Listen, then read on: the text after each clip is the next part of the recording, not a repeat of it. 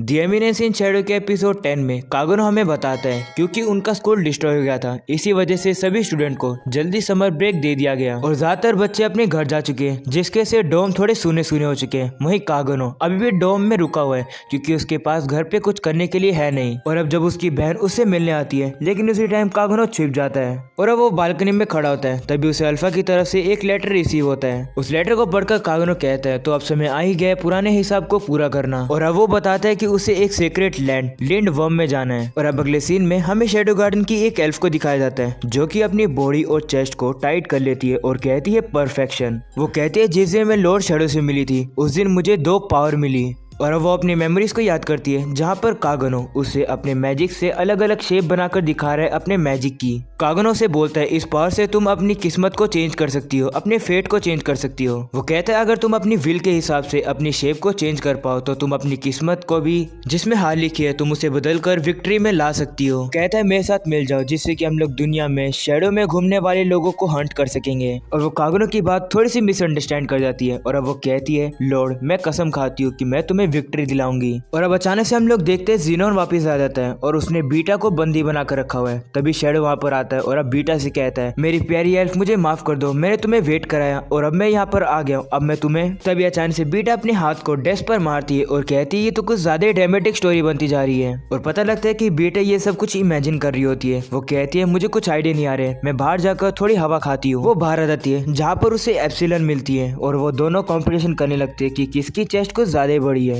और अब epsilon beta से कहती है मुझे ऐसा फील हो रहा है कि लॉर्ड शैडो की नजर मेरे यहाँ पर रहती है, तुम समझ रही हो ना क्या इसका मतलब है। बीटा कहती है ऐसा नहीं हो सकता है, तुम्हें कुछ ना कुछ गलतफहमी हो रही होगी। जिस पर एस्पिलन कहती है कोई भी गलतफहमी नहीं हो रही है, तुम्हें पता है और मुझे पता है कि यहाँ पर नजर डालने का मतलब क्या होता है। और वो इसी तरीके से अपने चेस्ट के साइज के बारे में कॉम्पिटिशन करने में लड़ते रहते हैं। तभी नू वहाँ पर आती है और उन्हें बताती है कि हमें लेडी अल्फा की तरफ से एक ऑर्डर मिला है। और अब अगले सीन में हम लोग देखते हैं प्रिंसेस एलेक्सिया और आइरिस दोनों गामा की शॉप पर आती है ताकि वो ट्रिप के लिए कोई सामान खरीद सके। आइरिस कहती है ये जगह तो काफी अमेजिंग है। ये सुनकर एलेक्सिया कहती है हाँ ये जगह काफी अमेजिंग है, यहाँ पर न्यू ट्रेंड की चीजें आराम से मिल जाती है। तो आइरिस कहती है ट्रेंड को छोड़ो, तुम्हें याद है ना कि तुम्हें सेक्रेड लैंड पर जाना है गॉडेस के ट्रायल पर स्पेशल गेस्ट बनकर, है ना। तो एलेक्सिया कहती है हाँ मुझे याद है, लेकिन मैं इन कपड़ों को डालकर नॉर्मल गेस्ट लगूंगी जिससे मुझे अपॉर्चुनिटी मिल जाएगी करप्शन और मिसिंग ऑर्फन के बारे में जानने को। और वैसे भी मैं एक हेल्पलेस लिटिल प्रिंसेस हूँ, मुझ पर कोई भी शक नहीं करेगा। तो आइरिस कहती है शायद तुम सही कह रहे हो क्योंकि लोग मेरे अराउंड ज्यादा गार्डेड रहते हैं, मुझे तुम्हें बताना ही नहीं चाहिए था इस इन्वेस्टिगेशन के बारे में।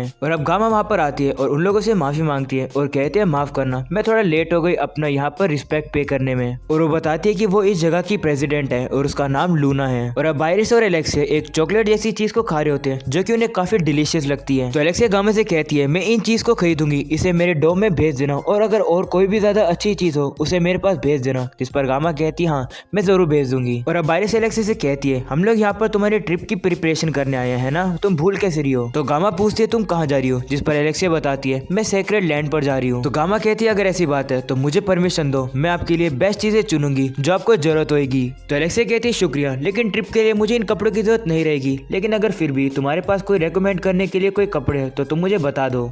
तभी आइरिस एलेक्सिया से कहती है अगर तुम पार्टी ड्रेसेस ढूंढ रही हो तो तुम्हें जरूरत नहीं है क्योंकि हमने पहले वो ऑर्डर कर दिया है। जिस पर एलेक्सिया कहती है मुझे वैसी ड्रेसेस नहीं चाहिए, मुझे ऐसी ड्रेसेस चाहिए जो कि मैं डेली बेसिस पर डाल सकूं, लाइक कैजुअल चीजें। और अब गामा एलेक्सिया की बात समझ जाती है और कहती है आप चिंता मत करो, मैं आपको एकदम बेस्ट चीजें सजेस्ट करती हूँ। जिसके बाद वो ताली बजाती है और वहाँ पर कुछ लड़कियाँ गर्ल्स की अंडरवियर को पेश करती है। अब आइरिस गामा से कहने लगती है तुम्हें नहीं लगता कि इन अंडरवियर के अंदर कपड़ा थोड़ा कम है, इसके आर पार देखा जा सकता है। तो गामा कहती है कोई बात नहीं, लड़कों को यही पसंद है। ये सुनकर आइरिस शौक हो जाती है और अब वो एलेक्सिया से कहने लगती है ये मत कहना कि तुम ये खरीदोगी। तो एलेक्सिया कहती है मुझे लगता है ये चीज मेरे को बिल्कुल परफेक्ट आएगी और मैं इसे जरूर खरीदूंगी। और अब इसी तरीके से एलेक्सिया और आइरिस के बीच में इस बात पर बहस होती रहती है। आइरिस कहने लगती है तुम इसे नहीं खरीद सकते हो, इसके आर पर हर चीजें दिख रही है। और अब वो चेंजिंग रूम में आते हैं जहाँ पर एलेक्सिया आइरिस से कहने लगती है मैं अपने पर्सनल डिजायर को पूरा करने के लिए इसे पहन रही हूँ, आपको कोई प्रॉब्लम है क्या। जिस पर आइरिस कहती है वैसी प्रॉब्लम तो नहीं है, लेकिन तभी अचानक से एलेक्सिया कहती है मैं इसे खरीदूंगी। और अब एलेक्सिया गामा से अलग अलग पैटर्न की मांग करती है और अब उसे खरीद देती है।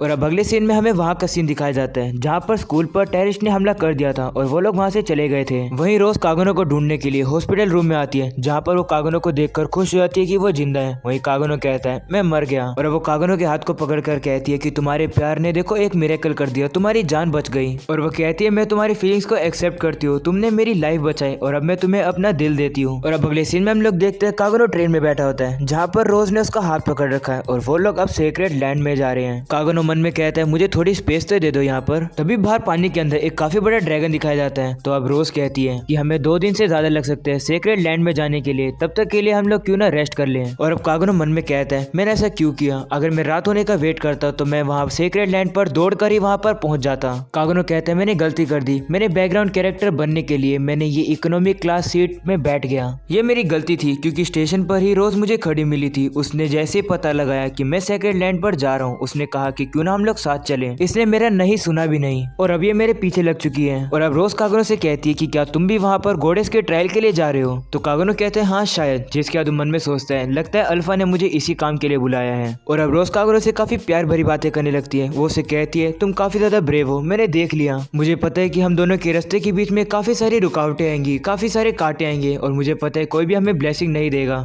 वहीं कागनो मन में कहता है कि इस वर्ल्ड का पॉपुलर रिलीजियस डिवाइन टीचिंग है और लोगों में आस्था है कि वो गॉडेस बीटिक्स को वर्शिप करें। वहीं रोज कागनो के हाथ को पकड़ लेती है लेकिन कागनो कैसे कैसे करके तो अपने हाथ को छुड़ा लेता है और उठकर साइड में आ जाता है। लेकिन रोज अभी भी प्यार भरी बातें कर रही होती है और कागनो से कहती है कि एक बार तुम गॉडेस के ट्रायल को पूरा कर दो जिससे कि मैं अपने डैड से बातें कर लूंगी तुम्हारे बारे में। और अब कागनो अकेला खड़ा होकर हीरोज के बारे में कुछ पढ़ रहा होता है। तभी रोज उसके पास आकर दोबारा वही प्यार भरी बातें करने लगती है। कागनो सोचता है कि क्या ये मुझे अपने रिलीजन में लाना चाहती है और अब वो कहता है मुझे थोड़ी स्पेस दे दो यार। और अब रात में भी रोज कागनो का पीछा नहीं छोड़ती है, वो उसके साथ सोने के लिए उसके रूम में आती है लेकिन वो देखती है कागनो वहाँ पर होता ही नहीं है और वो वहाँ से चली जाती है। और पता लगता है रोज से बचने के लिए कागनो ट्रेन की दीवार पर चिपक कर सो रहा होता है और अब इसी तरीके से कागनो 2 दिन सरवाइव कर जाता है बड़ी मुश्किल से। और अब वो फाइनली सीक्रेट लैंड लिंडबम में पहुंच गए। वहीं कागनो एक अजीब सी कीचेन को देखता है जिनके अंदर सभी के अंदर लेफ्ट आर्म के अंदर एक तलवार लगी होती है। तो कागनो पूछते है कि ये सभी लेफ्ट आर्म क्यों है, जिस पर रोज उसे बताती है कि कहानी के मुताबिक यही वो जगह है जहाँ पर हीरो ओलिवर ने डीमन डियाब्लो का लेफ्ट आर्म काटा था काफी समय पहले।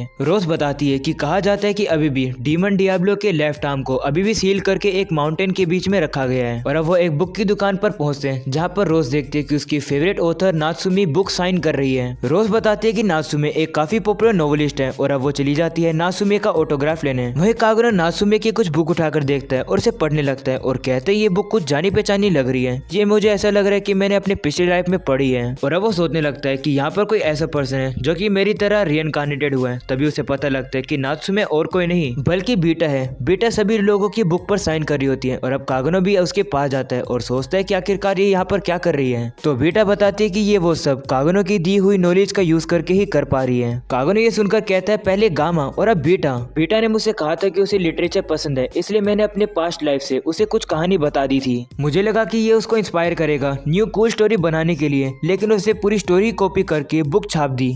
और अब बीटा कागनो को वो बुक साइन करके दे देती है और कहते हैं मैंने मिशन की सारी डिटेल इसमें लिख दी है। और अब अगले सीन में कागनो और रोज एक साथ बैठे होते हैं जहाँ पर रोज कागनो से कहती है मुझे नहीं पता था कि तुम भी नात्सुमे के फैन हो। इस पर कागनो कहते हैं नहीं मैं तो सिर्फ ऐसे ही हूँ। और अब रोज कागनो को वो बुक दिखाती है और कहती है ये देखो नात्सुमे ने मेरे नाम के साथ मुझे एक पर्सनली ऑटोग्राफ दिया है। और अब वो लोग कागनो की बुक पढ़ते हैं जिसके अंदर एंशिएंट लेटर में कुछ लिखा होता है। वो रोज से कहते हैं कि क्या तुम इसे पढ़ सकती हो, जिस पर रोज कहती है नहीं वो उसे नहीं पढ़ सकती है। वो कहती है कि पता नहीं नात्सुमे ने तुम्हारी बुक के अंदर एंशिएंट लेटर में क्यों लिखा है। तो कागनो कहता है ये तो ऑब्वियस ही बात है, उसने ऐसा इसलिए लिखा है क्योंकि ये काफी कूल है। ये सुनकर रोज मन में कहती है मुझे नहीं पता था कि लड़कों को ये सब चीजें कूल लगती है। और अब अगले सीन में हम लोग अल्फा को देखते हैं जो कि कह रही होती है हमें सच जानना है। वो कहती है हीरो ओलिवर आखिरकार आपने सेंचुरी में क्या किया था। वो कहती है जितना भी हम लोग हिस्ट्री के डार्कनेस के बारे में धागे खोलते हैं हम लोग उतने ही ज्यादा फंसते जाते हैं, हमें कुछ भी नहीं पता चल रहा है। वही हम लोग एक बंदे को देखते हो जो कि मरा होता है और उसका नाम होता है ड्रेक। वो से कहती है मैं जानना चाहती हूँ कि तुम क्या छुपा रहे थे, अगर तुम बोल पाते तो मैं जरूर तुम्हारी बात को सुनती। आखिर तुम्हारे जैसे हाई स्टेटस वाले पर्सन को किसने मारा। तभी कुछ लोग ड्रेक को ढूंढते वहाँ पर आते हैं और वो देखते हैं ड्रेक मरा हुआ है और वो लोग अल्फा को वहाँ से जाते हुए देखते हैं। तभी वो कहते हैं जल्दी गेट बंद कर दो, मर्डरर को यहाँ से हमें भागने नहीं देना है। वहीं कागनो को दिखाया जाता है जो कि काफी हाइट पर चढ़कर आइसक्रीम खा रहा होता है और बेल को सुनकर कहता है तो अब केओस का समय आ चुका है और अब मैं भी नीचे जाऊंगा। तभी कागनो एक बंदे को छत पर भागता हुआ देखता है। वो उससे कहता है ये तुम्हारी गलती नहीं है ये चॉइस लेने के लिए। लेंगे लेकिन इससे अल्टीमेट आउटकम चेंज नहीं होगा। और अब वही बंदा जो कि दौड़ रहा होता है वो नीचे आकर अपनी तलवार निकाल लेता है और अब वो कागनो से लड़ने लगता है। कागनो तो उस बंदे के अटैक को आइसक्रीम खाने वाली चम्मच से ही रोक लेता है और अब अचानक से उस बंदे के ऊपर हमला होता है और वो 3 हिस्सों में कट जाता है। कागनो कहता है तुमने काफी अच्छे से अपनी तलवार के ऊपर मैजिक लगा के अपने एनिमी को खत्म किया। मैं तुमसे यही एक्सपेक्ट किया था एप्सिलॉन द प्रिसाइज। मुझे बताओ मिशन कैसा चल रहा है। जिस पर वो बताती है कि हमारे टारगेट को कल्ट के एग्जीक्यूशनर ने मार दिया और फिर वो एग्जीक्यूशनर छुप गया। कागनो ये सुनकर कहता है एग्जीक्यूशनर ये तो काफी कूल है। और अब एप्सिलॉन कहती है कि हम लोग प्लान बी की तरफ मूव कर रहे हैं। कागनो कहता है ठीक है लेकिन तुम्हें पता है ना उसका मतलब क्या है। जिस पर एप्सिलॉन कहती है हाँ हमने कॉन्सिक्वेंसेस की तैयारी कर ली है। और अब कागनो कहता है तुम अपने प्लान के साथ जाओ, मैं अपने प्लान के साथ जाऊंगा, मुझे फेल मत करना। और अब कागनो वहां से जाते जाते कहता है कि एप्सिलॉन काफी प्राउड वुमेन है, ये मैं उसके अंदर की स्लाइम की अमाउंट को देखकर बता सकता हूँ। और अब हो जाता है ये वाला एपिसोड खत्म। तो गाइस पसंद है तो लाइक करना, चैनल को सब्सक्राइब करना। मैं मिलूंगा आप लोगों से इसके नेक्स्ट एपिसोड में, तब तक के लिए पीस आउट।